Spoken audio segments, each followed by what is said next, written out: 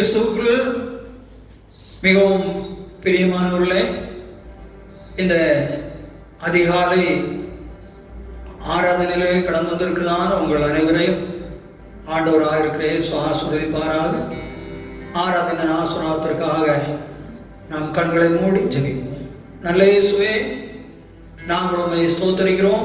கடந்த போன நாட்கள் நிமிடங்கள் வரையிலும் எங்களை கண்ணன் மணி போல் பாதுகாத்து உயிர்த்தெழுந்த கர்த்தராயிருக்கிற இயேசுவை நாங்கள் ஆராதிக்க நேரங்களுக்கு தந்த பாக்கியத்திற்காக ஸ்தோத்திரம்.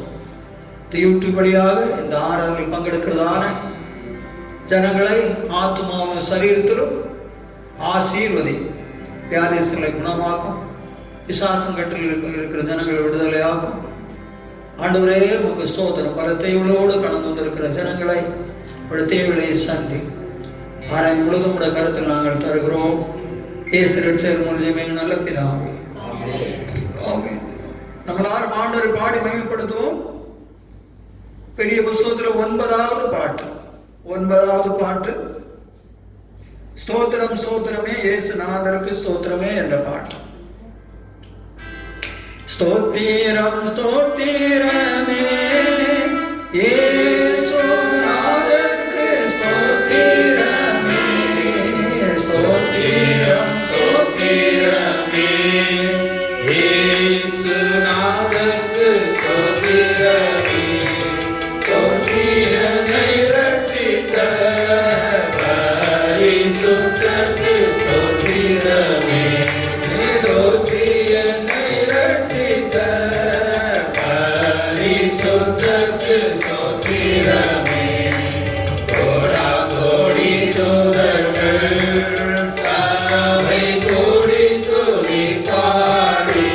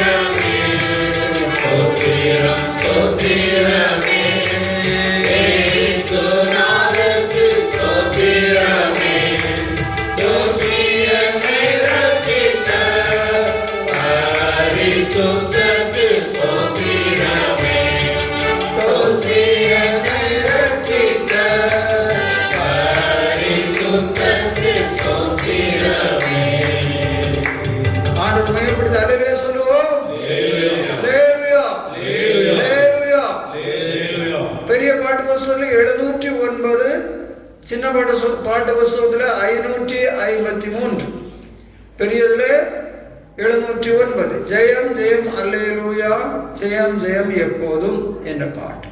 நம்முடைய ஆண்டவர் நமக்கு ஜெயம் தருகிற, நம்முடைய கர்த்தராக இருக்கிற இயேசு கிறிஸ்துவினால் ஜெயம் கொடுக்கிற தேவனுக்கு ஸ்தோத்திரம் என்று நாம் வேத வசனத்தில் படிக்கிறோம். நம்முடைய தேவன் ஸ்தோத்திரம் ஜெயம் எல்லாவற்றையும் ஜெயித்திருக்கிறார். நமக்கும் அவர் ஜெயம் கொடுக்கிறவராக இருக்கிறார். நமக்கு ஜெயம் கொடுக்கிற தேவனை நாம் பாடி மகிமைப்படுத்துவோம். ஜெயம் ஜெயம் அல்லேலூயா, ஜெயம் ஜெயம் எப்போதும், ஜெயம் ஜெயம் அல்லேலூயா, ஜெயம் ஜெயம் எப்போதும், இயேசுநாதர் நாமத்திற்கு ஜெயம் ஜெயம் எப்போதும், இயேசுநாதர் நாமத்திற்கு ஜெயம் ஜெயம் எப்போதும்.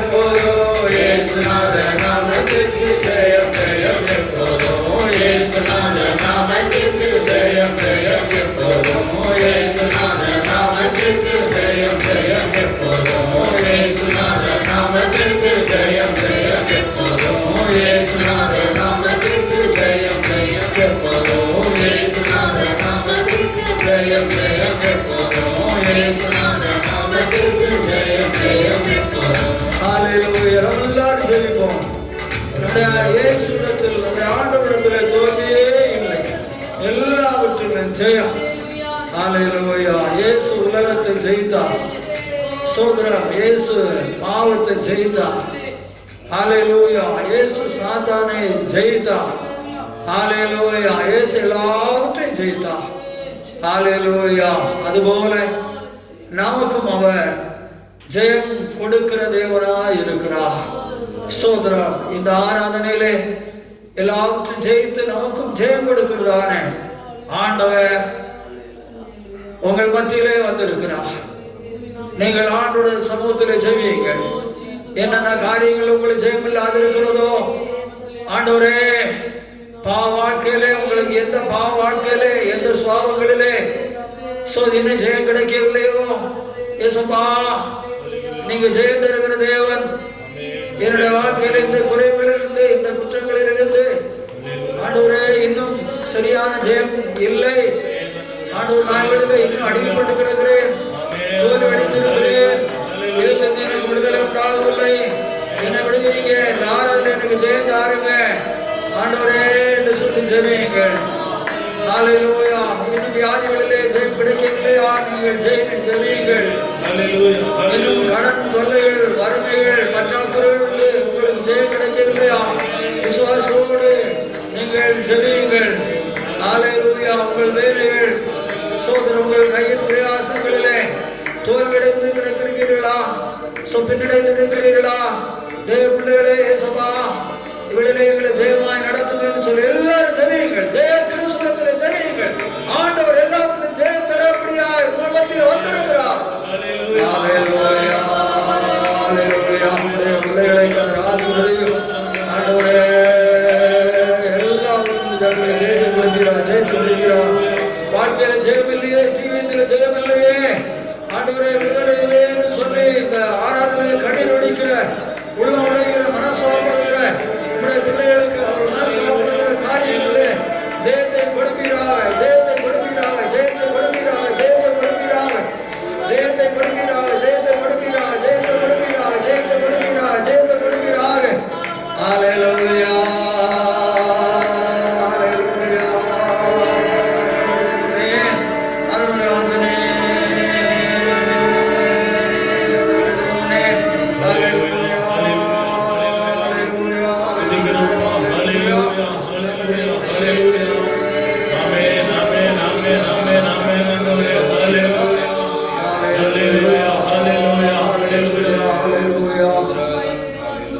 காக்கும் கரங்கள் உண்டனக்கு காத்திடுவார் கிருபையாலே. காக்கும் கரங்கள் உண்டனக்கு காத்திடுவார் கிருபையாலே. அல்லேலூயா.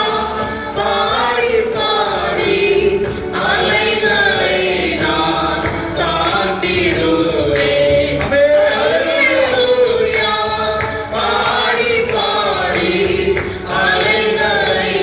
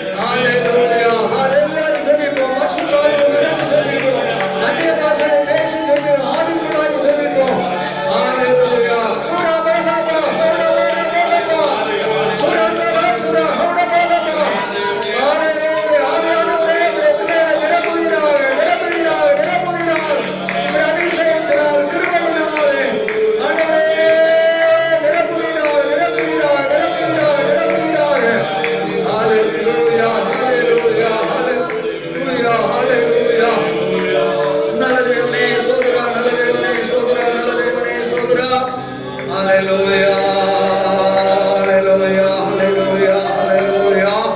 நல்ல தேவனே, உம்முடைய ஜனங்களை ஆசீர்வதிப்பீராக. துதிகள் மத்தியில் வாசமாயிருக்கிற பரலோக பிதாவே, நாங்கள் உம்மை ஸ்தோத்திரிக்கிறோம்பா. தாராளே நம்மிடமாய் பாடி மயம்படுத்துவோம். சில நிமிடங்கள் ஜெபிக்கவும் நீர் உதவி செய்தீர். ஆண்டவரை ஜெயந்திருக்கிறதான தேவனிடத்திலே நம்முடைய பிள்ளைகள் ஸ்தோத்திரம் தங்களுடைய குறைபட்ட தோல்விப்பட்டதான பகுதிகளுக்காக நீ ஜெயந்தரும்படி அவள் ஜெபித்திருக்கிறார்கள். தேவன் அவளுடைய ஜெபத்தை கேட்டு எல்லா நிலைகளிலும் அவளுக்கு ஜெயங்களை கொடுத்து ஆசீர்வதி. சங்கீதங்களை ஆஸ்வதித்து தாரும். சோதையுட்டி வழியாக இந்த ஆறுதல் பங்கெடுக்கிற அனைத்து குடும்பத்தின் மக்களையும் ஆசீர்வதி. எல்லா நன்மையினாலும் நிரப்பும். இயேசுவின் சேர் மூலமாக நல்ல பிதாவே, ஆமென். ஆமென். நம்ம எல்லாரும் நடந்து தேவனுடைய நாமத்தின் மகிமைக்காக 46ஆம் சங்கீதத்தை நம்ம எல்லாரும் மாறி மாறி வாசிப்போம். சங்கீதம் 46.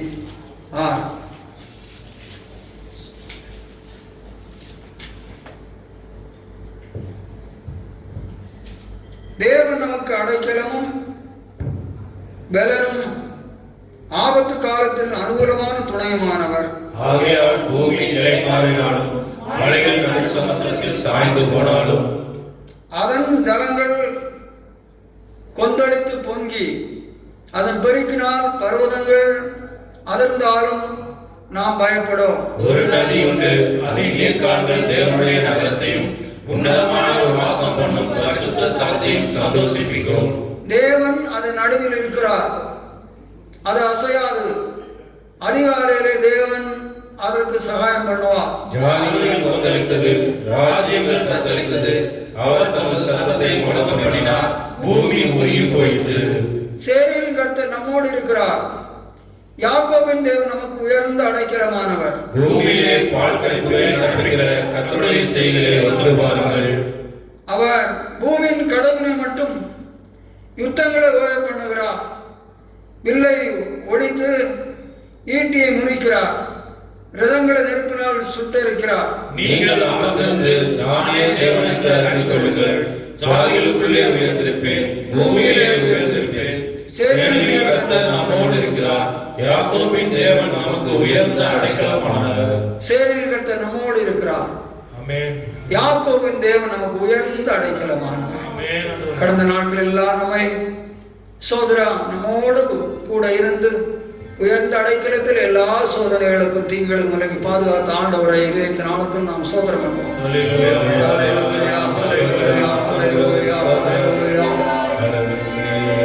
எங்கள் இயேசு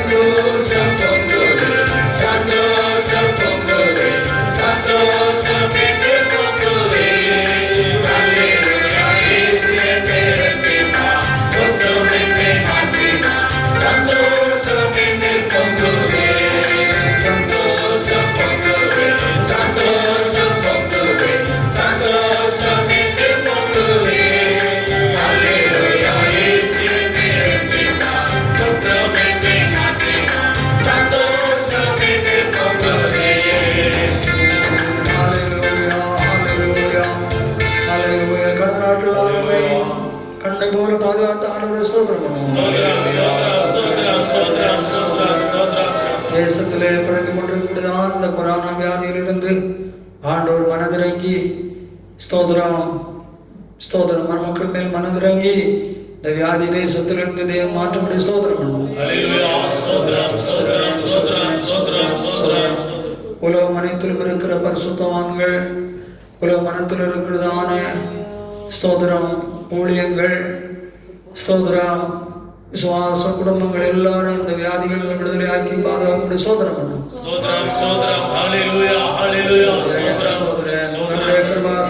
ஸ்தாபன ஊழியம் உடன் ஊழியர்கள் தலைப்பாச எல்லாரும் தேவன் கண்மணி போல பாதுகாப்பு ஸ்தோத்திரம் பண்ணும். ஊழியங்களிலும் விசுவாச குடும்பங்களிலும் பற்றாக்குறைகள் வராதபடி கையின் பிரயாசம் தொழில்கள் உத்தியோகங்கள் எல்லாம் தேவன் ஆசீர்வதித்து நடத்தபடி ஸ்தோத்திரம் பண்ணும்.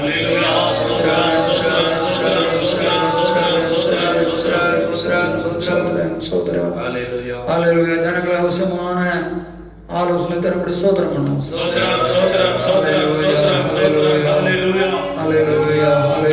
பிதாவாகிய தேவனை ஸ்தோத்திரம் பண்ணும். குமாரனாகிய இயேசு கிறிஸ்துவை ஸ்தோத்திரம். பரிசுத்த ஆவியானவராகிய தேவனை ஸ்தோத்திரம் பண்ணும். ஆண்டவரும் குணமாயத்தமாக்கும்படி ஸ்தோத்திரம் பண்ணும்.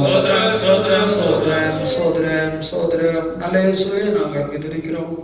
நீர் எங்களுக்கு நல்லவராய் இருக்கிறீர். ஸ்தோத்திரம் தாரங்களை மட்டுமாக நம்முடைய கிருபையை எங்களுக்கு விளங்க பண்ணீர். ஆண்டவரே அடியை நம்முடைய கருத்தில் தருகிறேன். ஆண்டவர் பீலானுடைய கழுதனுடைய வாயினை திறந்து ஆண்டவரே ஒரு தீர்க்கு தரிசியை சிரித்து பேசியிருக்கிறது போல இந்த ஆராதனையிலும் ஸ்தோத்திரப்பா பங்கெடுக்கிற ஜனங்கள் உடையவர்கள் அவள் அறிகிற தேவன் அவளோடு பேசும். என்னோட ஆம்பளை என்னோட வார்த்தைகளை தந்து என்னோட அபிஷேகத்தின் வல்லமினாலே என்னை பலப்படுத்தும். இயேசு ரட்சகர் கொஞ்சமே நல்ல பிதாவே. ஆமென். ஆமென். நம்மள நாடு ஹல்லேலூயா சொல்லுவோம். ஹல்லேலூயா. ஹல்லேலூயா. ஹல்லேலூயா. ஸ்தோத்திரம். இந்த கடந்த நாட்கள்லாம் நம்மை கண்ணை போல பாதுகாத்து இந்த நாளிலும் நாம் சபையாய் கூடி தெய்வீட்டு வழியாக இந்த ஆராதனையில் பங்கெடுக்கவும் ஆராதிக்கவும் கிருபை தந்த என் ஆண்டவரை இதயத்தின் ஆழத்திலிருந்து ஸ்தோத்திரிக்கிறேன். மறுபடியும் ஆராதனையில் பங்கெடுக்கிறதான அருமையான ஸ்தோத்திரம் விசுவாசிகளாக இருக்கிற தெய்வ பிள்ளைகளே, உங்களுக்கு தேவ கிருபையும் தேவ சமாதானமும் திரளாய் பெறுவதாக. நீங்கள் கருத்தோடு தேவனுடைய வசனங்களை கேளுங்கள். ஸ்தோத்திரம் பேசுகிறது நீங்களில் பிதாவின் ஆவியானவரை பேசுகிறார். ஆவியான சபைகளுக்கு சொல்லுவதை காதல் கேட்க கடவன் என்று சொல்லி எழுதியிருக்கிறது. ஆகவே ஸ்தோத்திரம் கடந்து வருகிற வார்த்தைகளுக்கு நீங்கள் உங்கள் இதயத்தில் இடம் கொடுத்து வசனம் கேட்கிற பொழுதே உங்களுடைய குறைவுகளை அந்த வசனத்துக்கு முன்பதாக நினைவு கூர்ந்து ஸ்தோத்திர வேத வசனமாகிய கண்ணாடிக்கு முன்பதாக உங்கள் குறைவுகளை உணர்ந்து இதயத்திலே மனசாப்படுகிற பொழுது தேவன் ஆராதனையிலே உங்களை சுத்திகரித்து அவர் ஆசீர்வதிக்க வல்லமையுள்ளவராய் இருக்கிறார். ஒரு அல்லேலூயா சொல்லுவோம். ஸ்தோத்திரம். மீகா 6:8.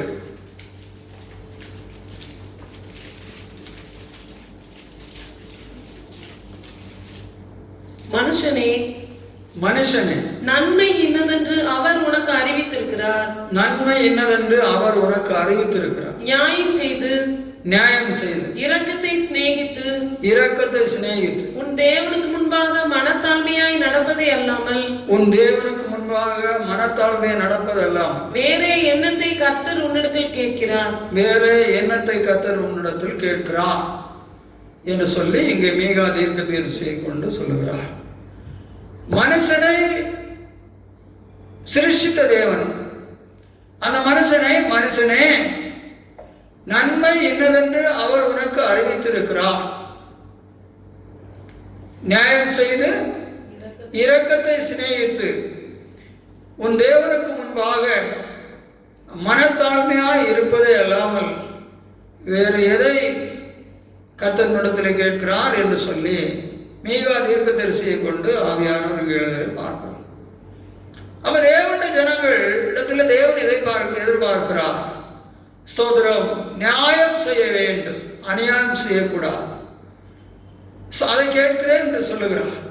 பரிசுத்த வேதாகமத்திலே தேவன் நம்மிடத்து எதை கேட்கிறார் என்று சொல்லக்கூடிய தலைப்பிலே நீங்கள் படித்தீர்கள் என்று சொன்னால் சில சத்தியங்கள் எழுதப்பட்டிருக்கிறது. அதிலே இங்கே 3 காரியம் எழுதப்பட்டிருக்கு. ஒன்று, நியாயம் செய்ய வேண்டும் என்று கேட்கிறார். ஸ்தோத்திரம், ஆண்டவர் நியாயத்தை நூலாகவும் நீதியை தூக்கு நூலாகவும் வைக்கிறார். பாருங்கள், சுவர்களை கட்டுகிற பொழுது ஸ்தோத்திரம், ஒரு மூலையிலே ஒரு நூலின் ஓரத்தை அவர்கள் ஸ்தோத்திரம் கட்டுகிறார்கள். கட்டி அடுத்த ஓரத்துக்கு அவர்கள் நூலை கட்டுகிற இந்த ஓரத்துக்கு எப்படி கட்டியிருக்கிறார்களோ அதுக்கு சமமாக ஸ்தோத்திரம் ஒரு ரோமம் அழகாக வித்தியாசம் இல்லாதபடிதான் கட்டுவார்கள். அதை விட கொஞ்சம் தூக்கியோ இறக்கியோ கட்ட மாட்டார்கள். அதுபோல ஒரு ரோம அளவு கூட பிள்ளைய கட்ட மாட்டார்கள். அப்படி கட்டினால் அந்த கல் வரிசைகள் அது வித்தியாசம் வந்துவிடும். அந்த சுவர் உறுதியாக இருக்காது. அப்படி நியாயத்தை நூலாகும், நீதியை தூக்கு நூலாகும். சோதரம் கடைசி ஒரு வரியை சுவருக்கு வைக்க ஆரம்பித்து விட்டு அடுத்தது திரும்பவும் சோதரம் முழக்கோலினால அதை அவர்கள் தட்டி சமப்படுத்தி வைப்பார்கள். பின்பு மறுபடியும் அந்த தூக்கு கொண்ட வைத்து மேலே இருக்கிற வரிசையிலிருந்து கீழே வர அந்த தூக்கு கொண்ட போட்டு பார்ப்பாங்க, சரியா இருக்கான்னு சொல்லி. அப்ப இதுல பிழையாட்டு சோறு வித்தியாசம் சொன்னா சோறு சாஞ்சு போகும். ஸ்தோத்திரம், இதுக்கு ஒப்புமைப்படுத்தி தேவனாகிய நானும் நியாயத்தை நூலாகவும் நீதியை தூக்கு நூலாகவும் வைத்திருக்கிறேன் என்று சொல்லுவார். அப்போ அவ்வளவு துல்லியமாக நியாயத்தை தேவ பிள்ளைகள் நம்மளை தேவன் விரும்புவார். நியாயத்தை நியாயக்கேடை அல்ல, நியாயத்தை நியாயம் செய்ய இரக்கத்தை சிநேகிக்க வேண்டும். சோதரம், நம்முடைய வாழ்க்கையிலே சோதரம் இரக்கத்தை நாம் சிநேகிக்கிற தேவ பிள்ளைகளாக இருக்க வேண்டும். சோதரம், இரக்கம் கெட்டதான தன்மைகளை அல்ல, இரக்கத்தை சிநேகிக்க வேண்டும். ஏனென்றால் நம்முடைய இயேசு இரக்கமுள்ள தேவனாக அவர் இருந்தார். அவருடைய இரக்கங்களுக்கு முடிவு இல்லை. அவருடைய இரக்கங்கள் அவருடைய எல்லா கிரியைகள் மேலும் உள்ளது என்று சொல்லி நாம் படிக்கிறோம். ஸ்தோத்திரம். ஆகவே நாம் இரக்கத்தை எல்லாம் அவரிடத்தில் இருந்ததான செய்கைகள் தான். இயேசுவும் ஆண்டவர் நியாயத்தை எப்படிதான் பார்க்கிறார். அவர் அநியாயத்தை பிரியப்படுகிற தேவன் அல்ல, இரக்கம் உள்ளவர். நாமும் இரக்கத்தை சிநேகிக்க வேண்டும் விரும்புகிறார். ஸ்தோத்திரம், மனத்தாழ்மையை அவர் நம்மளே எதிர்பார்க்கிறார். மற்ற 28:11 நாம் படிக்கிற பொழுது நான் சாந்தமும் 11:29 ஸ்தோத்திரம், நான் சாந்தமும் மனத்தாழ்மையுமாய் இருக்கிறேன் என்று இயேசு சொல்லி இருக்கிறதை நாம் படிக்கிறோம். அப்ப நம்மளே மனத்தாழ்மையை விரும்புகிற தேவன் அவர் எப்படி இருக்கிறாரா? மனத்தாழ்மையாக நான் இருக்கிறேன். ஒன்றே நம்மிடத்திலே சோதரம் அவர் எதிர்பார்த்து விட்டு அவரிடத்தில் இல்லாத ஒன்றை நம்மிடத்தில் அவர் எதிர்பார்க்கிறதே இல்லை. அவர் எதை எதிர்பார்க்கிறாரோ, எதை செய்யும்படி சொல்லுகிறாரோ அது எல்லாமே அவர் பூமியில் இருந்த பொழுதும் அவரிடத்திலே சரியாக இருந்தது. சோதரம், இப்பொழுதும் அவர் அதுபோலதான் கிரியை நடப்பிக்கிறார். அதுபோலதான் நாமும் ஜீவிக்க வேண்டும், வாழ வேண்டும் என்று சொல்லி தேவன் விரும்புகிறார். நான் சாந்த மனத்தாழ்மையா இருக்கிறேன் என்று சொல்லி செப்பனியா 2:3 படிக்கிற பொழுது படியுங்கள். தேசத்தில் உள்ள எல்லா சிறுமியானவர்களே, தேசத்தில் உள்ள எல்லா சிறுமியானவர்களே, கர்த்தருடைய நியாயத்தை நடப்பிக்கிறவர்களே, கர்த்தருடைய நியாயத்தை நடப்பிக்கிறவர்களே, அவரை தேடுங்கள், தேவனை தேடுங்கள், நீதியை தேடுங்கள், நீதியை தேடுங்கள், மனத்தாழ்மையை தேடுங்கள், மனத்தாழ்மையை தேடுங்கள். அப்பொழுது ஒருவேளை கர்த்தருடைய கோபத்தின் நாளிலே மறைக்கப்படுவீர்கள். மனத்தாழ்மையை தேடுங்கள், தேவ கோபத்தில் மறைக்கப்படுவதற்கு என்று சொன்னால் அவர் சொல்லி இருக்கிறார். அப்போ நம்ம மனத்தாழ்மையை உடையவர்களாக இருக்க வேண்டும். மனத்தாழ்மையை தேவன் நம்மளை எதிர்பார்க்கிறார். ஸ்தோத்திரம். அப்ப தாழ்மை இல்லாத நிலைகளை, ஜீவியங்களை முழுதும் நம்மை விட்டு அருமையானவர்களை நாம் கட்டாயம் மாற்றத்தான் வேண்டும். தேவன் உயர்ந்தவராயிருக்கும் தாழ்மை உள்ளவர்களை நோக்கி பார்க்கிறார் என்று சொல்லிதான் வேதவசனம் நம்மை படிப்பிக்கிறது. அவர் உயர்ந்தவர். ஸ்தோத்திரம், ஸ்தோத்திரம். ஆனால் யாரை தான் நோக்கி பார்க்கிறாரா? தாழ்மை உயர்ந்தவர்களா இருக்கிற தேவன், உயர்ந்தவர்களாய் இருக்கிற, உயர்ந்த எண்ணம் வைத்திருக்கிறவர்களை அவர் நோக்கி பார்க்கிறேன் என்று சொல்லவில்லை. ஸ்தோத்திரம். தாழ்மையான எண்ணம் உடையவர்களை தான் நோக்கி பார்க்கிறேன் என்று சொல்லி ஆண்டவர் சொல்லுகிறார். தேவன் ஸ்தோத்திரம் நம்மிடத்திலே தாழ்மையை எதிர்பார்க்கிறார். இந்த ஸ்தோத்திரம் தாழ்மை நம்மை அநேக நன்மைகளுக்கும் ஆசீர்வாதங்களுக்கும் நேராக வழி நடத்துகிறது. தாழ்மைக்கு புறம்பான மேட்டிமை, பெருமை என்று சொல்லக்கூடியது நம்மை படிப்படியாக தேவனிடத்திலிருந்து வரக்கூடியதான எல்லா ஆசீர்வாதங்களையும் இழந்து தேவ தண்டனைகளுக்கு ஸ்தோத்திரம் நாம் ஆளாகக்கூடிய நிலையிலே இந்த பெருமைகள் நம்மை நடத்தி விடுகிறது என்று வேதம் சரியான நிலையிலே தேவனுடைய பிள்ளைகளே சொல்லுகிறது. எசேக்கியேல் 28ஆம் அதிகாரம் 12-14 வரையிலும் 16-17 வசனங்கள். ஸ்தோத்திரம். நீங்கள் ஏசாயா 14:12-15 வரை படிக்கிற பொழுது படியுங்கள். எசேக்கியேல் 28:12-14. மனுபுத்திரனே, நீ தீரு ராஜாவை குறித்து புலம்பி அவனை நோக்கி கர்த்தராகிய ஆண்டவர் உரைக்கிறது என்னவென்றால், நீ விசித்திரமாய் செய்யப்பட்ட முத்திரை மோதிரம், நீ ஞானத்தால் நிறைந்தவன், பூரண அழகுள்ளவன், நீ தேவனுடைய தோட்டமாகிய ஏதேனில் இருந்தவன், பத்மராகம், புஷ்பராகம், வைரம், படிக பச்சை, கோமேதகம், எஸ்பி, இந்திரநீலம், மரகதம், மாணிக்கம் முதலான சகலவித ரத்தினங்களும், பொன்னும் உன்னை மூடிக்கொண்டிருக்கிறது. நீ சிருஷ்டிக்கப்பட்ட நாளில் மேலதாள வாத்தியங்களும், நாகசுரங்களும் உன்னிடத்தில் ஆயத்தப்பட்டிருந்தது. நீ காப்பாற்றுவதற்காக அபிஷேகம் பண்ணப்பட்ட கேருப், தேவனுடைய பரிசுத்த பர்வதத்தில் உன்னை வைத்தேன். அக்னிமயமான கற்களின் நடுவே உலாவினாய். நீ சிருஷ்டிக்கப்பட்ட நாள் துவக்கி உன்னில் அநியாயம் கண்டுபிடிக்கப்பட்டதும் 16-17 படிச்சாச்சுல்ல? 16-17. உன் வியாபாரத்தின் மிகுதியினால் கொடுமை அதிகரித்து நீ பாவம் செய்தாய். ஆகையால் நான் உன்னை தேவனுடைய பர்வதத்தில் இருந்து ஆகாதவன் என்று தள்ளி காப்பாற்றுகிற கேருப்பாய் இருந்த உன்னை அக்னிமயமான கற்களின் நடுவே இராதபடிக்கு அழித்து போடுவேன். உன் அழகினால் உன் இருதயம் மேட்டிமையாயிற்று. மெனுக்கினால் உன் ஞானத்தை கெடுத்தாய். உன்னை தரையிலே தள்ளி போடுவேன். ஏசாயா 14:12-15.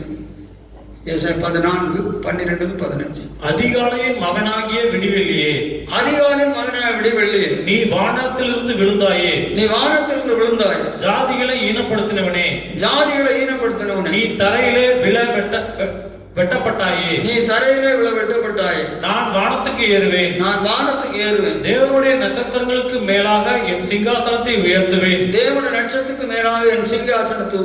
வடபுறத்தில் உள்ள ஆராதனை கூட்டத்தின் பர்வதத்திலே வீற்றிருப்பேன் என்றும்,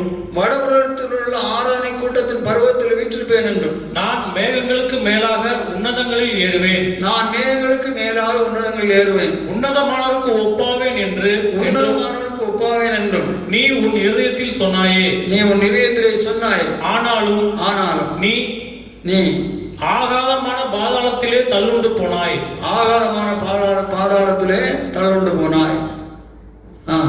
உன்னை காண்கிறவர்கள் உன்னை உற்று பார்த்து போதும். அப்போ ஸ்தோத்திரம், இங்கே எந்த தூதர்களை குறித்து எழுதியிருக்கிறது? கேரு. ஒரு அல்லேலூயா சொல்லுவோம். விழுந்து போனதான கேருவை குறித்து, கேருவன்கள் கூட்டத்தை குறித்து எழுதியிருக்கிறது. ஸ்தோத்திரம். பாருங்கள், அது 9 விதமான மேன்மையான கற்களினாலே அதனுடைய சரீரங்கள் அமைக்கப்பட்டிருந்தது என்று சொல்லி, அது மேல வாத்தியங்கள், அந்த இசைகள் அவைகள் இருந்தது என்று சொல்லி, அழகு, மினுக்கு, ஞானங்கள் இருந்தது என்று சொல்லி எல்லாம் எழுதியிருக்கிறது. ஸ்தோத்திரம். இப்போ யூதாவில் படி தங்கள் ஆதி மேன்மையை காத்து கொள்ளாத தூதர்களையும் யூதாவில் படிங்க. தங்களுடைய ஆதி மேன்மையை காத்துக் கொள்ளாமல், தங்களுடைய ஆதி மேன்மையை காத்துக் கொள்ளாமல், தங்களுக்குரிய வாசஸ்தலத்தை விட்டுவிட்ட தூதர்களையும், தங்களுக்குரிய வாசஸ்தலத்தை விட்டுவிட்ட தூதர்களையும், மகா நாளின் நியாய தீர்ப்புக்கென்று, மகா நாளின் நியாய தீர்ப்புக்கென்று நித்திய சங்கிலிகளினாலே கட்டி, நித்திய சங்கிலினாலே கட்டி அந்தகாரத்தில் அடைத்து வைத்திருக்கிறார். அந்தகாரத்தில் அடைத்து வைத்திருக்கிறார். இதான் அந்த கேருபீன் கூட்டம். அவர்களுக்கு என்று சொல்லி ஒரு ஒரு இடத்தை தேவன் கொடுத்திருந்தார். அது பெருமை மேட்டினையும் கொண்டு என்ன செய்கிறது? தேவனுக்கு மேலாக என் சிங்காசனத்தை உயர்த்துவேன் என்று சொல்லி பெருமை கொண்டது. அப்ப அங்க அழகு, ஞானம் எல்லாம் வருது. இதுபோல இன்றைக்கு விசுவாசிகளுடைய வாழ்க்கையில் அழகு இருந்தால் பெருமை இருக்கிறது. நாம் அதில் இந்த வசனத்திலிருந்து படிக்கிறோம், அந்த தூதருடைய பகுதியிலிருந்து. அதனுள்ள இசைக்கருவிகளை வாசித்து அது தேவனை ஆராதிக்கும்படியாக தேவன் அதை, அந்த தூதகணத்தை தேவன் சிரிச்சித்தார். மேன்மையாக ஸ்தோத்திரம். அநேகர் நல்லா பாடுனா பெருமைகள் வருகிறது. இசைகளை நல்ல இசைக்கிறவர்களுக்கு பெருமைகள் உண்டாகிறது. இதெல்லாம் அந்த தூதர்களில் இருந்ததான விஷயங்கள் தான். ஸ்தோத்திரம். சிலருக்கு நல்ல நிலையில கர்த்தர் அவர்களை ஒரு உயர்வான நிலை வைத்து விட்டார்.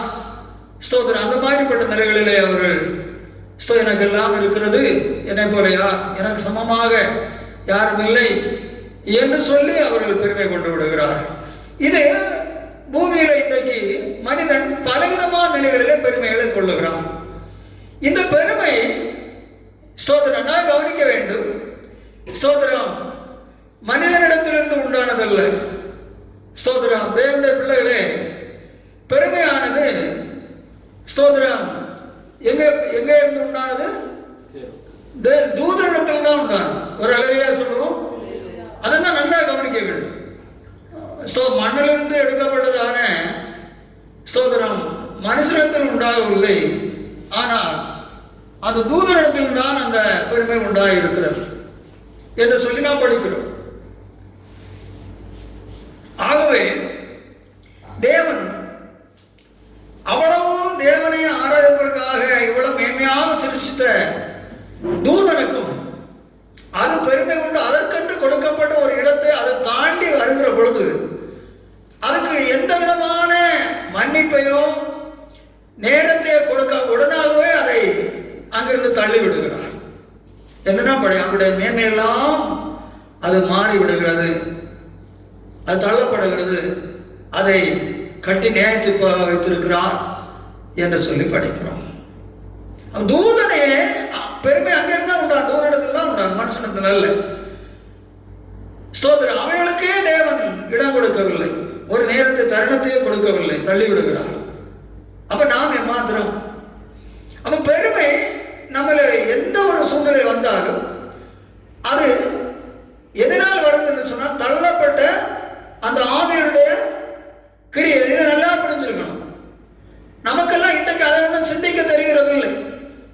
ஐஸ்வர்யத்தை குறித்து நம்மளை பெருமை கொண்டாலும் சரி, நம்மளோட படிப்பை குறித்து பெருமை நம்மளை உண்டானாலும் சரி, அழகு குறித்து பெருமை உண்டானாலும் சரி, நம்முடைய குடும்ப நிலைகளை குறித்து அநேக குடும்ப நிலைகளை குறித்து எடுத்திருந்த பெருமையை பேசுவார்கள். ஸ்தோத்திரம் உண்டானாலும் சரி, அதற்கு உங்களை தூண்டி விடக்கூடியது அந்த தள்ளப்பட்டதான ஆவிகளுடைய தான் உங்களை அது கிரியை செய்கிறது. அவைகள் தான் பெருமையுடன் தேவனத்தை தள்ளுகிறார். அவைகள் தான் தேவ பிள்ளையுடைய வாழ்க்கையில் ஏதாவது நிலைகளிலே ஸ்தோத்திரம். ஏனென்றால் பெருமை கொண்டால் தேவன் பெருமை கொள்வதற்கு எதிர்த்து நிற்கிறார். அது நன்றா தெரியும். இவங்க தேவனோடு ஒட்டி சேர்ந்து வாழ்றாங்க. ஐக்கியப்பட்டு வாழ்ந்து கொண்டிருக்கிறார்கள். ஆக எப்படி ஆகலும் இவங்களை தேவனை விட்டு நான் விளத்தள்ள வேண்டும்.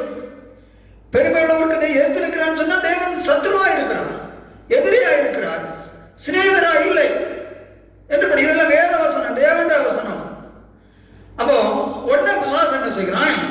அப்ப நம்ம தேவனிடத்தில் இந்த தேவ மக்களை பிரிக்கணும். அதுக்கு ஏதாவது ஒரு சூழ்நிலையில அவங்களுக்கு ஒரு பெருமையின் தன்மை குணங்களை அவளுக்குள்ள என்ன செய்யணும்? நம்ம உருவாக்கணும் என்று சொல்லி, அப்படிதான் தேவ பிள்ளைகளே ஜனத்தை அவன் வசப்படுத்தி விடுகிறான். அப்ப நம்ம என்ன செய்ய வேண்டும்? வேத வசனம் அறிந்தனா வசனத்தில் தேவன் தாழ்மை அல்லவா விரும்புகிறார். நம்முடைய தேவனும் தாழ்மையா இருக்கிறார், நாமும் தாழ்மையா நடக்க வேண்டும். தாழ்மையா நடப்பதுதான் நமக்கு ஆசீர்வாதம் என்று சொல்லி தேவன் விரும்பி இருக்க, இப்படி என்ன திடீரென இப்ப ஏற்பட்டதான ஒரு சுவாபத்தில் எனக்கு பெருமையான சுவாபம் வந்து விடுகிறது, பெருமையான எண்ணம் வந்து விடுகிறது, பெருமையான பேச்சு வந்து விடுகிறது.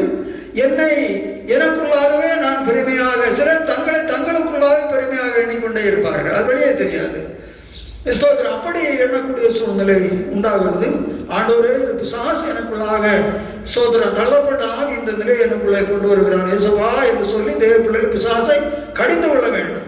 பொல்லாத சாத்தானே, போ, நீ இந்த பெருமையினாலே நீ தேவனை விட்டு நீ தள்ளப்பட்டாய். ஸ்தோத்திரம். எனக்குள்ளா நீ வர ஸ்தோத்திரம் ஒரு கால் நான் இடம் தருவதில்லை, எனக்குள்ள தேவன் இருக்கிறான் என்று சொல்லி விசுவாசிகளாய தேவ பிள்ளைகள் அநேகர் அறிந்து கொள்ளுகிறது இல்லை. அவர்கள் சாதாரணமாக அவருடைய வழக்கப்படி அந்த பெருமைகளை இன்று வளர்ந்து போகிறார்கள். தேவ பிள்ளைகள் அது நமக்கு மிகவும் பாதிப்பான ஒன்றாக இருக்கிறது. தேவன் நம்மளே விரும்புகிற மனத்தாழ்மையை விரும்புகிறார். பெருமைக்குரிய யாதொரு சுவாபங்களும் எந்த பகுதியில் நமக்கு இருக்கக்கூடாது. ஸ்தோத்திரம். நாம் மனத்தாழ்மையா ஜீவித்தால் அன்பான தேவ பிள்ளைகள் தேவனோடு கைகோர்த்து நாம் நடக்கலாம். ஒரு அளவையா சொல்லுவோம், தேவனோடு கைகோர்த்து நடக்கலாம். அதுக்கு எந்த சந்தேகங்களும் இல்லை. பெருமையா இருந்து அவரோடு கைகோர்க்க முடியாது. நம்ம கையை கோர்க்க, நம்ம கையை நீட்டினால் அவர் இடம் தருகிறது இல்லை. நம் கைகளை அவர் அப்படி உதறி தள்ளி விடுவார்.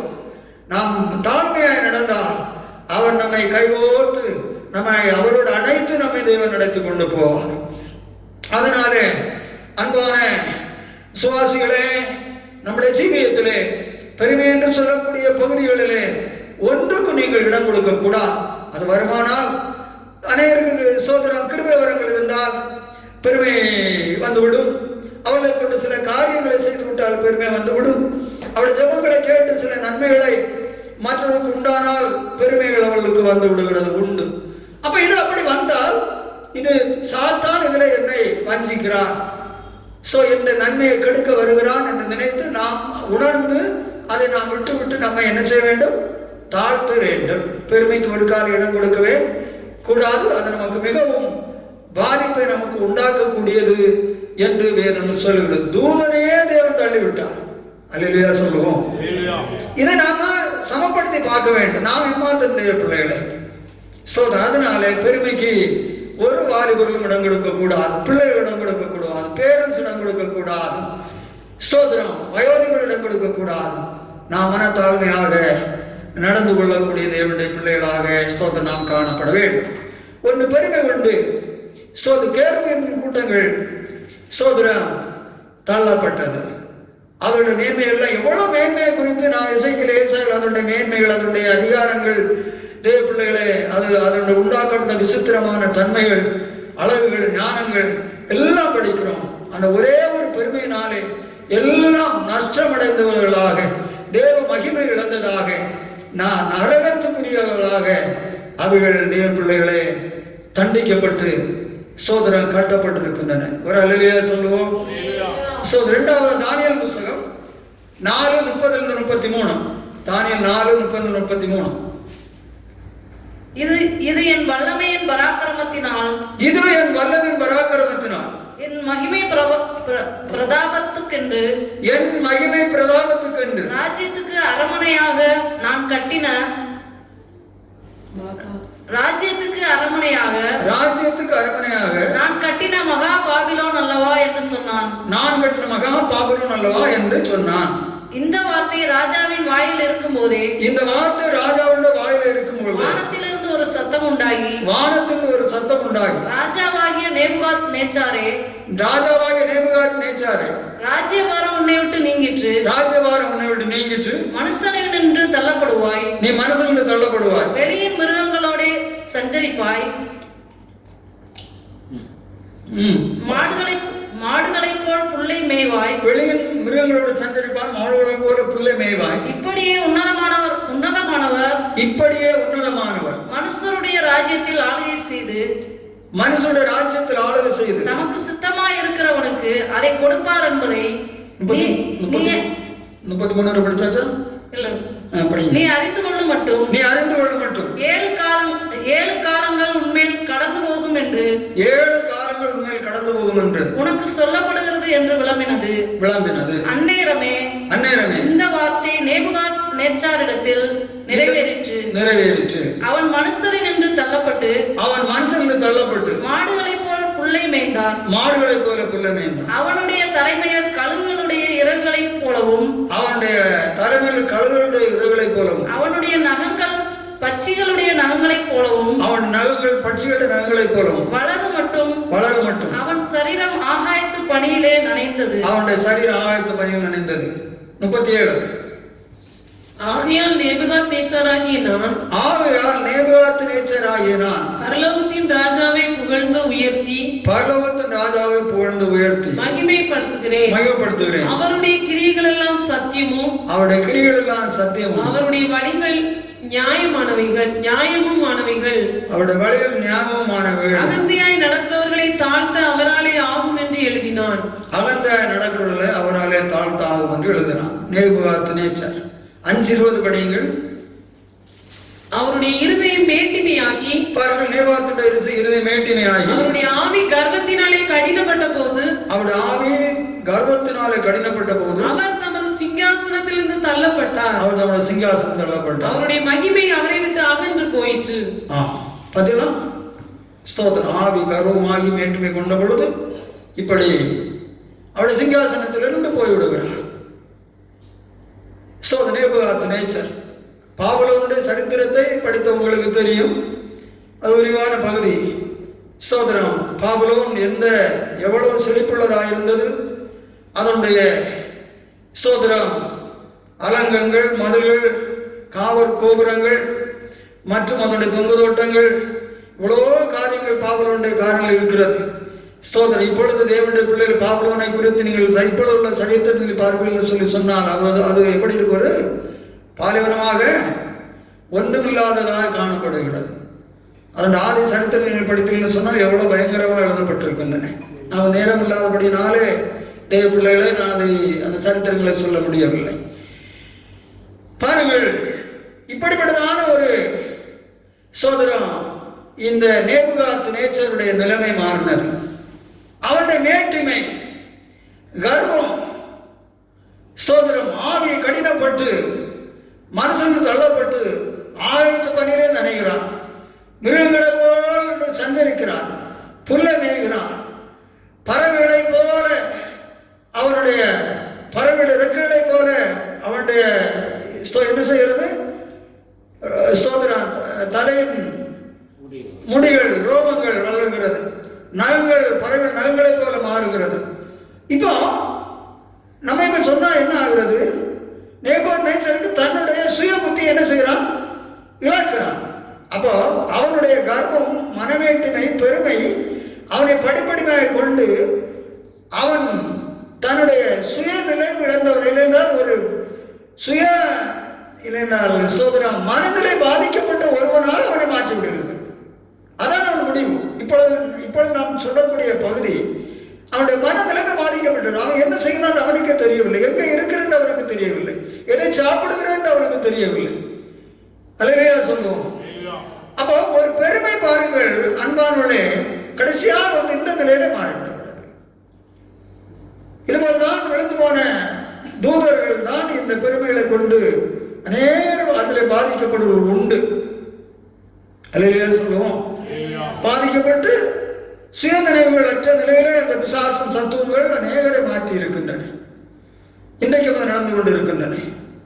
சாலையில் அநேகர் உணர்ந்து கொள்ளுகிறது இல்லை. ஆகவே தேவ பிள்ளைகளே, பெருமை நேபுகாத்து நேச்சரை ஒன்றுமில்லாமல் ஆக்கிவிட்டது. கடைசியாக அவனுக்கு கொடுக்கப்பட்ட அந்த காலங்கள் நிறைவேறின பொழுது அவன் திரும்ப வந்தான். அங்கே ஸ்தோத்திரம் அவன் எழுதி வைக்கிறான். அகந்த நடக்கிற யாவரும் தாழ்த்த தேவனால் ஆகும் என்று எழுதி வைக்கிறான். நமக்கு வேற எந்த பாடம் நமக்கு வேணும்? நேபுகாத்து நேச்சரை விட நாம் பெரிய ஆட்களா?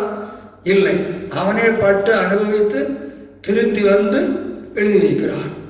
ஸ்தோத்திரம். அப்போ நம்முடைய வாழ்க்கையில பெருமை, மேட்டுமைகள், ஆவியின் கர்வங்கள், ஆணவங்கள், அருமையானவர்களே, நம்மை படிப்படியாக உயர்த்தாது. என்ன செய்துவிடும்? ஒன்றுமில்லாதவர்களாய் தாழ்த்தி நம்மை நஷ்டப்படுத்திவிடும் என்று இந்த சத்தியங்கள் சரியா படிப்புகிறோம். ஆகவே நம்முடைய வாழ்க்கையில பெருமைக்கு நாம் இடம் கொடுக்கவே கூடாது. ஸ்தோத்திரம். இன்று அநேகர் பெருமையாய் பேசுவது, பெருமையாக நடக்கிறது, பெருமையாக நடப்பிக்கிறதான சோபங்கள், அது அவங்களுக்கு ஒரு ஸ்தோத்திரம் பெரிய ஸ்தோத்திரம் ஒரு அனுபவங்கள் என்று நினைக்கிறார். ஸ்தோத்திரம். அது ஒரு நல்ல குணம் என்று நினைக்கிறார். அது ஒரு நல்ல ஒரு கௌரவம் என்று நினைக்கிறார். ஒரு அல்லையா சொல்லுவோம்.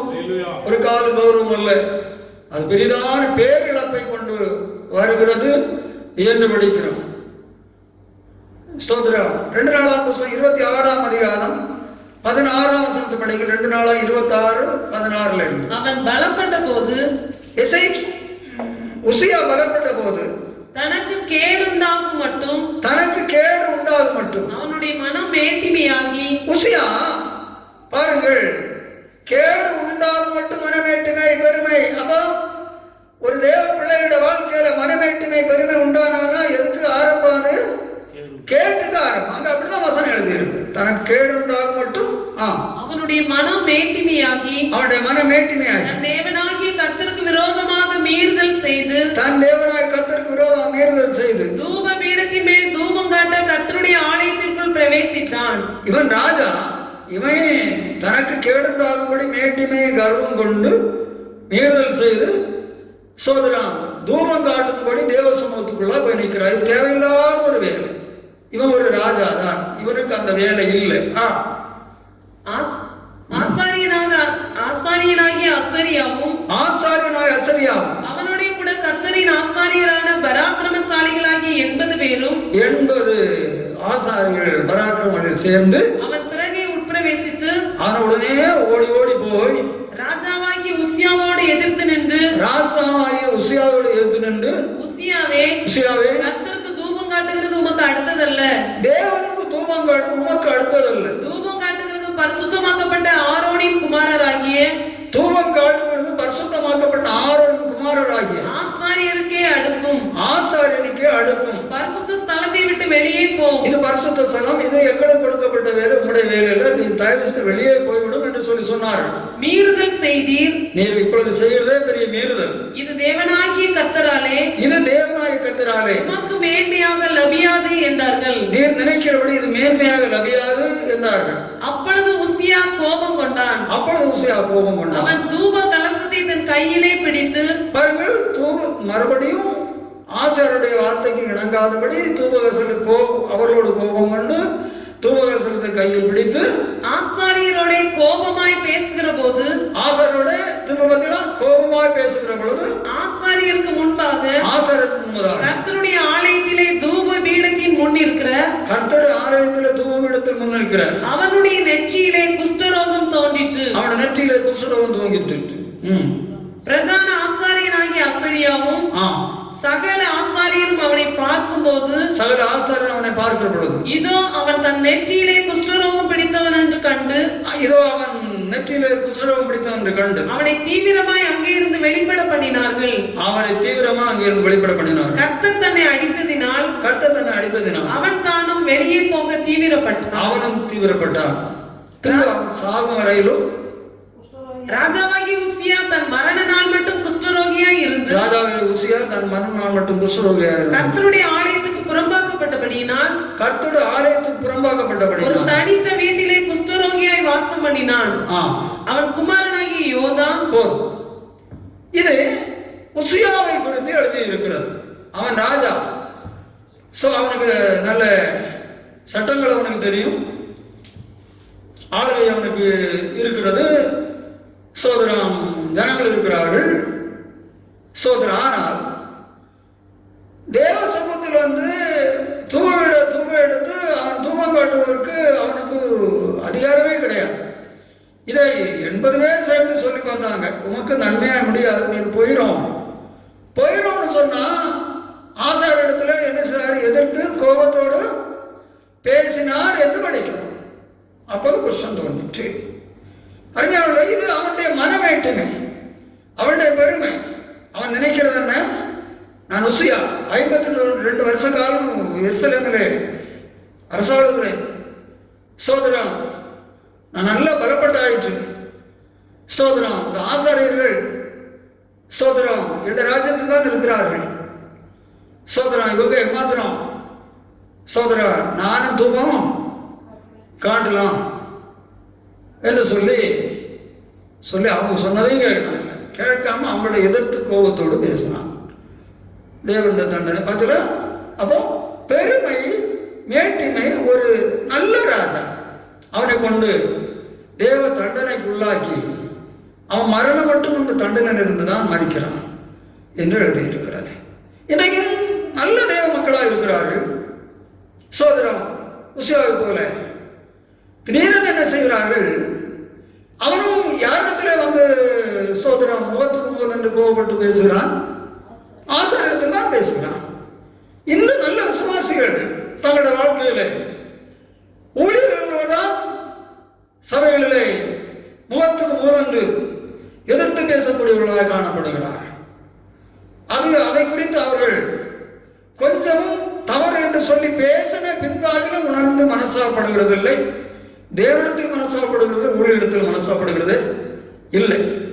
அதை அவர்களுக்கு என்ன நினைக்கிறார்கள், நமக்கு பேசுவதற்கு உரிமை அதிகாரம் இருக்கிறது, ஸ்தோத்திரம், யார் எங்களிடத்தில் கேட்க முடியாது என்று சொல்லி நினைத்து அவர்கள் பேசிவிடுகிறார்கள். இந்த சம்பவம் தான் உசியாவுடைய வாழ்வில் நடந்தது.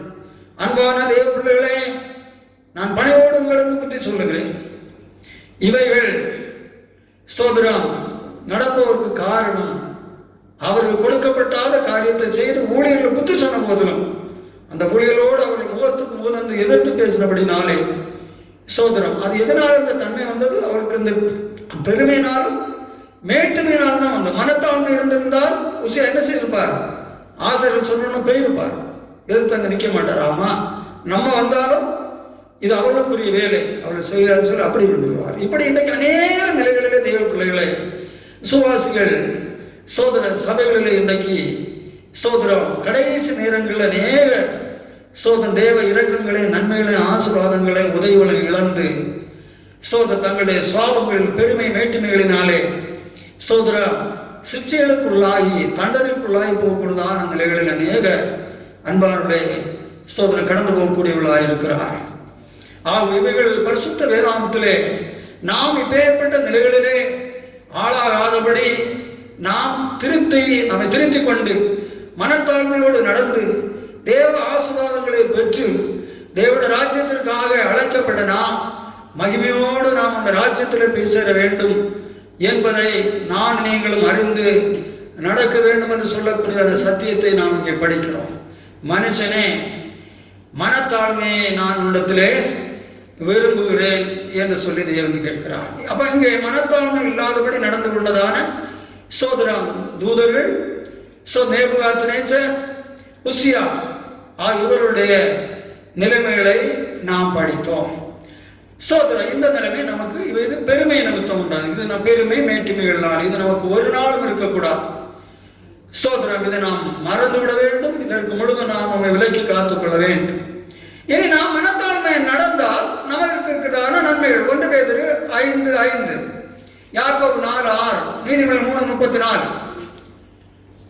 அந்தபடி இளைஞரே மூப்பருக்கு கீழ்ப்படியுங்கள், நீங்கள் எல்லாரும் ஒருவருக்கொருவர் கீழ்ப்படிந்து மனத்தாழ்மையை அணிந்து கொள்ளுங்கள். பெருமையுள்ளவர்களுக்கு தேவன் எதிர்த்து நிற்கிறார், தாழ்மையுள்ளவர்களுக்கோ கிருபை அளிக்கிறார். ஒரு அல்லேலூயா சொல்லுவோம். நாம் மனத்தாழ்மை அணிந்து கொள்ள வேண்டும் என்று பரிசுத்த வேதாகமம் நம்மை சொல்லுகிறது. மனத்தாழ்மை நாம் என்ன செய்ய வேண்டுமா? அணிந்து கொள்ள வேண்டும். சோதரம். அப்ப தேவன் பெருமை உள்ளவருக்கு எதிர்த்து நிற்கிறார், தாழ்மை உள்ளவருக்கு கிருபை அளிக்கிறார்.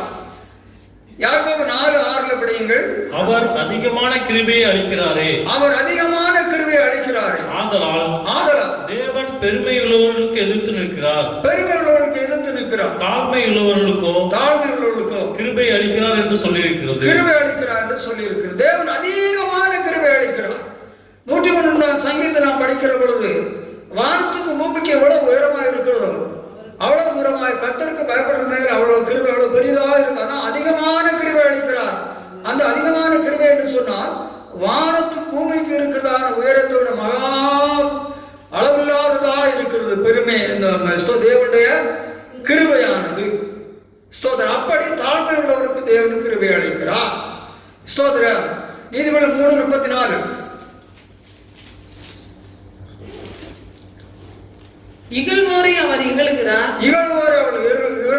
தாழ்மை உள்ளவர்களுக்கோ கிருபை அளிக்கிறார். தாழ்மை உள்ளவர்களுக்கோ கிருபை அளிக்கிறார். ஒன்று, தாழ்மை உள்ளவர்களுக்கு தேவன் என்ன செய்கிறார்? கிருபை அளிக்கிறார். ஒரு அல்லேலூயா சொல்லுவோம். அன்பான தேவனுடைய பிள்ளைகளே, பெருமை உள்ளதான 3 பேருடைய நிலைமைகளின் முடிவை படித்தோம். இப்பொழுது தாழ்மையாக நாம் நடந்தால் ஒன்று, தேவன் நமக்கு கிருபை அளிக்கிறார். இரண்டாவது, லூக்கா 1:52. பலவான்களை ஆசனங்களில் இருந்து தள்ளி தாழ்மையானவர்களை உயர்த்தினார். பாருங்கள், இரண்டாவது தாழ்மையானவர்களை என்ன செய்கிறார்?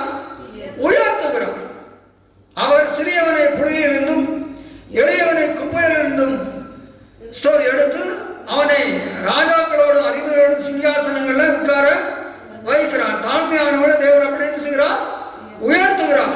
யாக்கோபு 4:10 கர்த்தருக்கு முன்பாய் தாழ்மைப்படுங்கள், அப்பொழுது அவர் உங்களை உயர்த்துவார் என்று சொல்லி நாம் படிக்கிறோம். இரண்டாவது, தாழ்மையை தேவன் நம்மை எதிர்பார்க்கிறார். தாழ்மை நமக்கு இருந்தால் தேவன் நம்மை நிச்சயமாகவே உயர்த்துவார் என்று சொல்லி வேதம் சொல்லுகிறது. மூணாவது, லூக்கா 1:48. லூக்கா 1:48.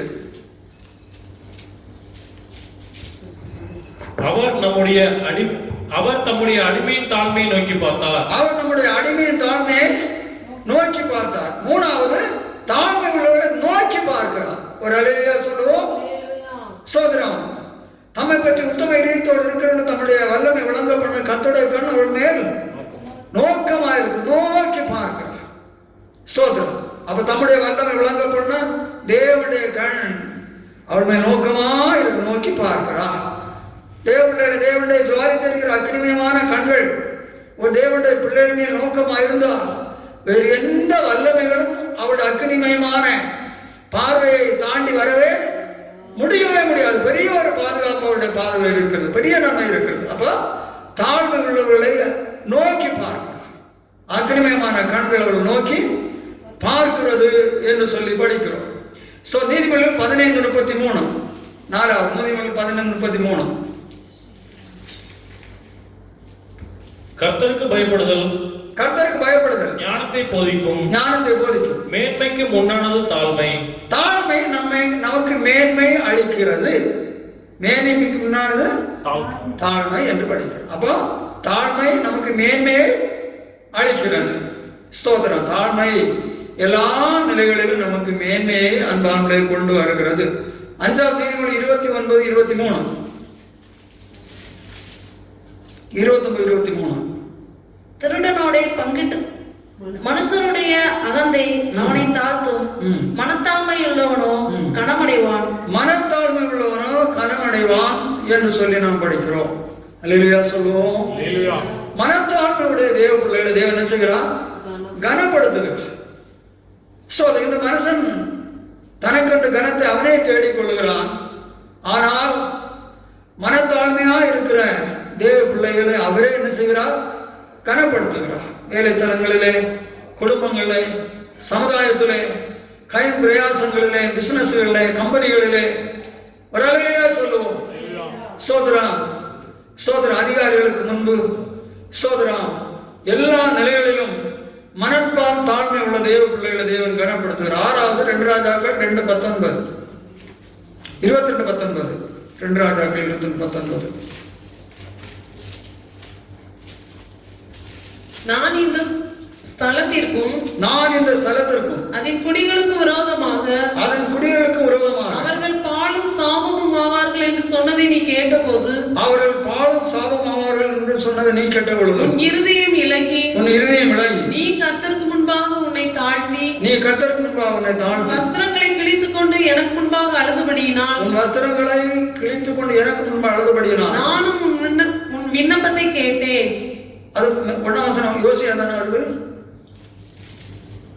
யோசியா பாருங்கள், யோசியா உள்நாள் என்று சொல்லக்கூடிய தீர்க்கதரிசியிடத்தில் சோதரம் அனுப்பி காரியங்களை கேட்கிற பொழுது தேசத்தில் வரக்கூடியதான தேவனுடைய தண்டனை கோபங்களை குறித்து தீர்க்கதரிசி சொல்லுகிறார்.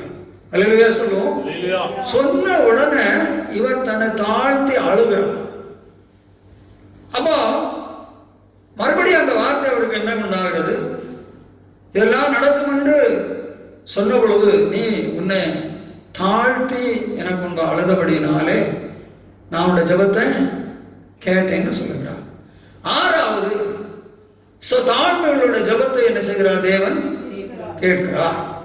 அருமையாளே, நீங்கள் எல்லா தேவர்களும் ஜெபிக்கிறவர்கள், உபவாசத்தில் ஜெபிக்கிறீர்கள், சோதரா மணிக்கூர் கணக்கில் ஜெபிக்கிறீர்கள், பல நிலைகளிலே நீங்கள் பொறுத்த நிலை சில காரியங்களை பண்ணி ஜெபிக்கிறீர்கள், சோதரம் பல நிலைகளில் ஜெபங்களை ஏறெடுக்கிறீர்கள். ஆனால் தாழ்மையான இதயத்திற்கு ஏறெடுக்கக்கூடிய ஜெபத்தை தேவன் என்ன செய்கிறார்? கேட்கிறார் என்று படிக்கிறோம். ஸ்தோத்திரம். உங்களுடைய வாழ்க்கையிலே உங்கள் ஜெபங்களை நீங்கள் ஆண்டவர் கேட்க வேண்டுமானால் யோசியா தன்னை தாழ்த்தி ஜெபித்ததை கண்டு தேவனுடைய ஜெபத்தை கேட்டேன் என்று சொல்லி தேவன் சொல்லி இருக்கிறார். ஸ்தோத்திரம். இப்படி வேதத்தில் நாம் படித்தால் தங்களை தாழ்த்தி ஜெபித்தவர்கள் பலதான ஜெபங்களை கேட்டு அநேக காரியங்களை நாம் படிக்கிறோம். அப்ப நாம் ஆண்டவரிடத்திலே தாழ்மையாக நடந்தால் அருமையான தேவன் நமக்கு கிருபை தருகிறார், நம்மை உயர்த்துகிறார், நம்மை நோக்கி பார்க்கிறார். தாழ்மை நமக்கு இருந்தால் நம்மை மேன்மைப்படுத்துகிறார். ஸ்தோத்திரம். நாம் கனமடைகிறோம். நம்முடைய ஜெபத்தை கேட்கிறார். பெருமை நம்பித்தனான தூதர்கள் விழுந்து போனார்கள். நேபுகாத்நேச்சார், உசி ஆகிய இவர்கள் ஸ்தோத்திரம் மேன்மையிலிருந்து தள்ளப்பட்டு தண்டிக்கப்பட்டார்கள் என்று படிக்கிறோம். நாம் நம்முடைய வாழ்க்கையிலே ஸ்தோத்திர தாழ்மையாய் நடந்த தேவ கிருபையும் தேவனால் வரக்கூடியதான உயர்வுகளையும் ஸ்தோத்திரம் கனத்தையும் மேன்மையும் பெற்றுக்கொள்வோம். நம்முடைய ஜெபங்கள் தேவன் என்றைக்கும் கேட்க வேண்டிய அவசியமாக இருக்கிறது. ஸ்தோத்திரம். அவர் நம்முடைய ஜெபத்தை கேட்கத்தக்கதாக நம்மை நாம் தாழ்த்தும். எல்லாரும் கண்கள் மூடி ஜெபிப்போம். அல்லேலூயா. முதலாவதாக தேவ பிள்ளைகளை பெருமை, மேட்டுமை, அகந்தை, கர்வங்கள் உங்களிடத்தில் இருக்கிறதா? அது தூதர்கள், விழுந்து போன தூதர்களுடைய செயல்கள் மாடுகள் உங்களிலே கிரியை செய்கிறது. அது உங்களுக்கு இருக்கக்கூடாது. அல்லேலூயா. ஸ்தோத்திரம், ஸ்தோத்திரம், ஸ்தோத்திரம். அது உங்களுக்கு பெரிய கேடுகளை கொண்டு வருகிறது. அல்லேலூயா, அல்லேலூயா, அல்லேலூயா, அல்லேலூயா. உசியா ஊழியரோடு ஆசாரோடு எடுத்து பேசினார். அதனுடைய பெருமை. தேவ பிள்ளைகளை ஊழியர்களோடு நீங்கள் எந்த சபையை சேர்ந்து அன்புள்ள மக்களாக இருந்தாலும் ஏதாவது காரியங்களிலே ஊழியர்களோடு எடுத்து பேசுவது உண்டா? உங்கள் மனநிலையை கொண்டு வாருங்கள். அதை நீங்கள் அறிக்கை செய்யுங்கள், விட்டு விடுங்கள். ஒரு காரியம் ஊழியரோடு எடுத்து பேசக்கூடிய நிலையிலே நீங்கள் நடந்து கொள்ளக்கூடாது. ஸ்தோத்திரம், ஸ்தோத்திரம். எல்லாரும் ஜெபியுங்கள், குறைவுள்ள அறிக்கை. ஸ்தோத்திரம். ஹல்லேலூயா. பெருமை, ஸ்தோத்திரம், மேட்டுமை நமக்கு இருக்கக்கூடாது. நேபுகாத் நான் என் பலவின் பராக்கிரமத்தினாலே கட்டினேன் என்று சொல்லி தன் கட்டணங்களை குறித்து பெருமை கொண்டான். அவன் மேன்மையாக கட்டினான். கட்டணங்களை குறித்து அவன் பெருமை கொண்டான்.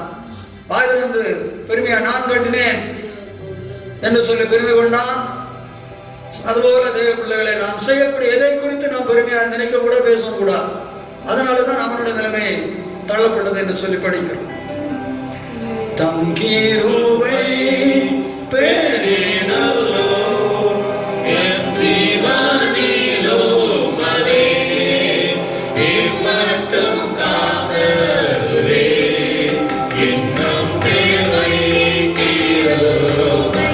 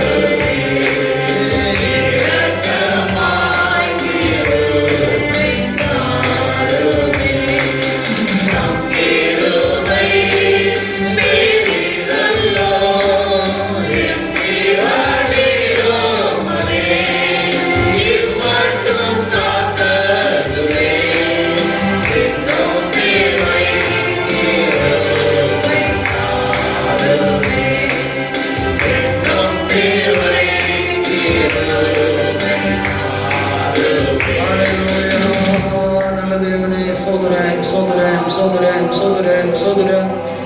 துதியில் மத்தியில் வாசமாயிருக்கிற எங்கள் பரலோக பிதாவே, ஸ்தோத்திரமான மனுஷனே நன்மை என்னவென்று அவர் உனக்கு அறிவித்திருக்கிறார்.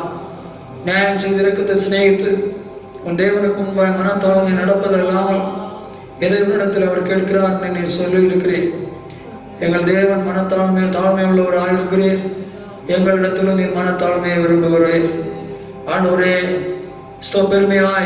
பெருமையை மேட்டிமை கொண்டதானே ஆண்டவரே, கேள்வியின் கூட்டங்கள் ஆண்டவரே ஸ்தோத்திரம் தள்ளப்படுது நாங்கள் படிக்கிறோம். ஸ்தோத்திரம். 2வது நேபுகாத்நேச்சர் தான் கட்டினதான ஸ்தோத்திர கட்டுமான வேலைகளை குறித்து ஆண்டவரே, என் வல்லமையின் பராக்கிரமத்தினால் நான் கட்டினதான பாபிலோன் என்று சொன்ன பொழுது ஆண்டவரே, அவன் எல்லா மேன்மையும் இழந்தான் என்று அகந்தாய் நடக்கிறவர்கள் தாழ்த்துவார் என்று சொல்ல அவர் எழுதி வைத்திருக்கிறார். நாங்கள் எதை செய்தால் எங்களை கொண்டு தேவன் எதை செய்தாலும் சோதர ஆண்டு அது ஒன்றை குறித்து நாங்கள் மனசுல வாதிருந்து பெருமையாய் சொல்லாமலும் பேசாமலும் இருக்க கிருமிகளை தருவீராக. நல்ல தேவனே, உசியா ஸ்தோத்திரமா அவனை கொடுக்கக்கூடாதான தூவ கலசங்கள் எடுத்துக்கொண்டு தூபம் காட்ட கடந்து வந்த பொழுது ஆசாரியர்கள் அவனை அப்புறப்படுத்த விரும்பினர்கள் ஆசாரியர்களோடு முகத்துக்கு முதல் அவன் கோபத்தோடு அவன் பேசுகிறான். அப்படி அவனுக்கு தண்டனை அனுபவிக்கிறான். இதுபோல ஆண்டவரே, வீட்டு வழியாக செய்திகளை கேட்கிற விசுவாச மக்கள் அவர்களுடைய சபைகளிலே ஊழியர்களோடு எந்த விதமான காரியங்களுக்கும் ஆண்டவரே சோதர முகமுகமாக மற்றும் நிலைகளிலே அவளுக்கு எதிர்த்து பேசாதபடி உடைய மக்களை பக்கமாக பாதுகாத்துக் கொள்வீராக. பின்பு வரக்கூடிய நிலையிலே ஆண்டவரே தாழ்மையை அவர்கள் ஸ்தோத்திர ஆண்டவரை கடைபிடிக்கிற பொழுது கிருபை அளிக்கிறீர், அவளை உயர்த்துகிறீர், அவளை மேன்மைப்படுத்துகிறீர், அவளை கனப்படுத்துகிறீர், அவருடைய ஜபங்களை எல்லாம் நீ கேட்கிறீர். முதற் பகுதியில் உள்ளதான சுவாபங்களிலிருந்து ஜனங்களை சுத்திகரித்து 2ஆம் பகுதியில் வரக்கூடிய மனத்தாழ்மையில் உண்டாகக்கூடிய ஆசீர்வாதங்களை சுதந்திரித்துக் கொண்டு வரவுக்காய் கிருபை பெற்றவர்களாக காத்திருக்க உதவி செய்யும். வசனம் கேட்ட அனைத்து ஜனங்களை ஆசீர்வதியும். இயேசு ரட்சகர் ஜெபங்கள் நல்ல பிதாவே. என் ஆத்துமாவே கர்த்தரை ஸ்தோத்திரி, உன்னோடமே பரிசுத்த நாமத்தை ஸ்தோத்திரி. என் ஆத்துமாவே கர்த்தரை ஸ்தோத்திரி, கர்த்தர் சகல உபகாரங்களையும் மறவாதே. நம்முடைய கர்த்தராகிய இயேசு கிறிஸ்துவின் கிருபையும் பிதாவாகிய தேவனுடைய அன்பும் பரிசுத்த ஆவியுடைய ஐக்கிய சிநேகமும் நம்மளுடைய சகல பரிசுத்தவான்களோடும் கர்த்தருடைய வரும் மட்டும் தங்கி இருப்பதாக. அனுக்கிரகத்தோடே